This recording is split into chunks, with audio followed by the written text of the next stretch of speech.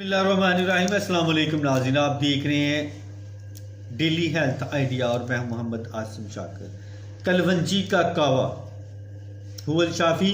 कलवंजी चौथाई चम्मच पानी 1.5 कप में उबालें। जब 1 कप बाकी रह जाए छान कर पी लें। दिन में 2 से 3 बार इस्तेमाल करने से छाती पर जमी बलगम को साफ कर देता है। अगर दिमाग बलगम से जकड़ा हुआ हो तो पानी के अंदर थोड़े से सफ़ेदे के पत्ते उबालकर उसमें आधा चम्मच वैक्स या नेचुरल बाम वगैरह डालकर भाप लें। भाप लेने के बाद पसीना साफ करके हल्की सी बाम माथे पर लगाकर कपड़ा बांध लें और कलवंजी वाला कावा पी लें। इंशाअल्लाह एक दफ़ा के इस्तेमाल से बहुत बेहतर महसूस करेंगे। तो इसके साथ ही मैं इजाज़त चाहता हूँ। दुआ में याद रखना और अपना ख़ास ख्याल रखना। अस्सलाम वालेकुम।